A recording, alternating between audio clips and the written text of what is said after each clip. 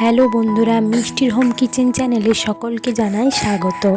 যারা চ্যানেলটা নতুন দেখছো চ্যানেলটাকে এখনই সাবস্ক্রাইব করে নিও, আর ভিডিওটা ভালো লাগলে একটা লাইক করে নিও। তো আজ আমি বানাবো ফুলকপি দিয়ে ডিমের ঝোল। তো আমি এই ফুলকপি দিয়ে ডিমের ঝোল নতুনভাবে কিভাবে বানাই তা তোমরা দেখতে থাকো।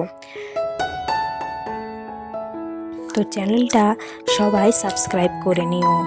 দয়া করে ভিডিওটা শেষ পর্যন্ত দেখার অনুরোধ রইল। তো চলো, প্রথমে কড়াইয়ে তেল দিয়ে দিয়েছি। ডিম আমি পেঁয়াজ আর নুন দিয়ে ফাটিয়ে নিয়েছিলাম। এবার ডিমটাকে ফেটিয়ে কড়াই দিয়ে একটুক্ষণ অপেক্ষা করে নিয়েছি। ডিমটাকে চারপাশে চাড়িয়ে ডিমগুলোকে ভালো করে ভেজে নিয়েছি। ঠিক এইভাবে আমি 4টা ডিম ভেজে নিয়েছি। দেখো, উল্টিয়ে পাল্টিয়ে ভালো করে ভেজে নেব ডিমটাকে।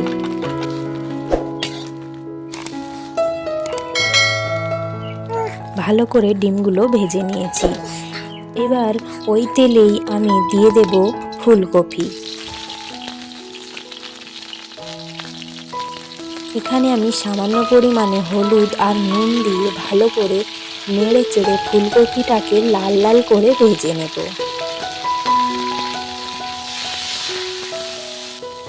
দেখো, লাল লাল ভাজা হয়ে গেছে। এদিকে আমি তুলে নিচ্ছি।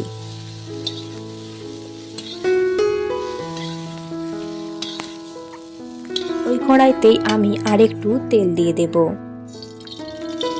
এবার কেটে রাখা আলুগুলো দিয়ে দিচ্ছি। এখানেও আমি সামান্য পরিমাণে নুন আর হলুদ দিয়ে আলুগুলোকে কিছুক্ষণ ভেজে নেব।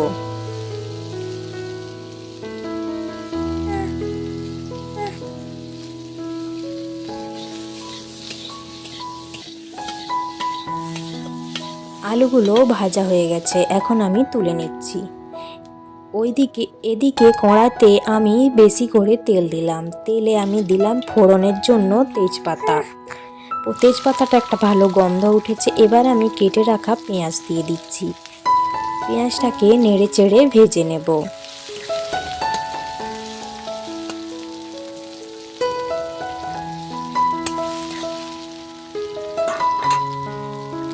এখন দিয়ে দেব সামান্য পরিমাণে লবণ। এতে করে পেঁয়াজটা তাড়াতাড়ি জ্বরে যাবে আর তাড়াতাড়ি ভাজাও হয়ে যাবে।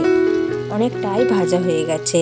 এখানে আমি এখন দিয়ে দেব জিরা গুঁড়ো আর দেব লঙ্কা গুঁড়ো। আর পেঁয়াজ ভাজার সময় কিন্তু আমি হলুদ গুঁড়ো দিয়েছিলাম, আমার এখানে দেখাতে মনে নেই। তো এখানে আমি সব মশলাই প্রায় দিয়ে দিয়েছি শুকনো। তো এখন আমি দিয়ে দিলাম টমেটো কুচি।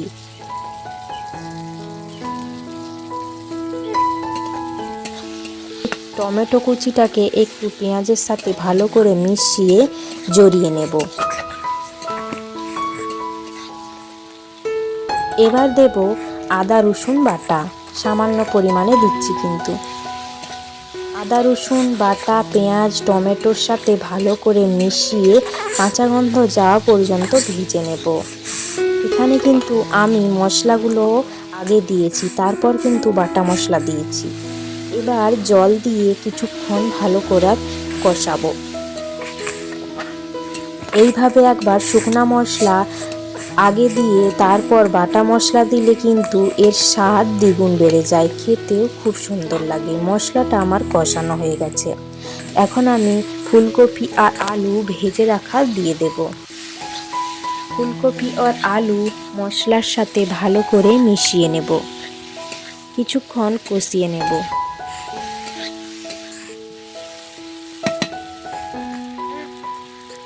এখানে হলুদটা একটু কম লাগছিল, তাই আমি আরেকটু হলুদ অ্যাড করলাম আর মশলাটা ভালো করে কষিয়ে নেব।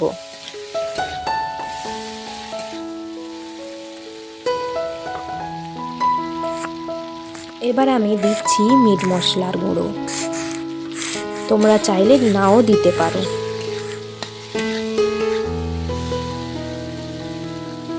মশলাটা ভালো করে আমি কষিয়ে নিয়েছি অনেকক্ষণ ধরেই। এবার আমি দিয়ে দেব ঝোলের জন্য জল। তোমাদের এখানে যতটা ঝোল প্রয়োজন ততটাই জল দিও। এখানে আমার একটু ঝোল ঝোল চাই, তাই একটু বেশি জল দিয়েছি। ভালো করে মশলার সাথে নেড়ে চেড়ে নেব। ফুটে ওঠার জন্য অপেক্ষা করব। দেখো ফুট উঠে গেছে।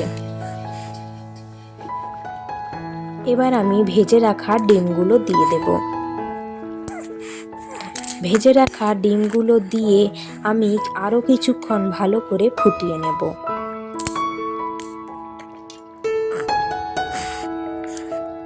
ডিমগুলোকে একটু ঝোলের সাথে মিশিয়ে নেব, এতে করে ডিমেও ঝোলের টেস্ট যাবে আর ডিমের টেস্টটাও ঝরে যাবে।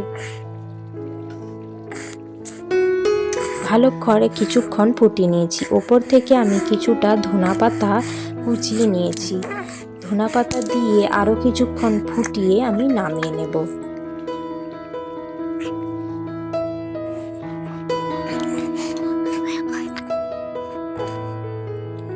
দেখো ভালো করে কিন্তু ফুটিয়ে নিয়েছি, নামিয়ে নিয়েছি। দেখো দেখতে কত সুন্দর হয়েছে এই ফুলকপি দিয়ে নতুন ধরনের ডিমের রেসিপি। তো তোমরা এইভাবে একবার ঘরে বানিয়ে দেখো আর আমাকে কমেন্ট করে জানিও কেমন হয়েছে। সকলে ভালো থেকো, সুস্থ থেকো। আবার একটা নতুন রান্না নিয়ে ফিরে আসবো। সবাইকে ধন্যবাদ।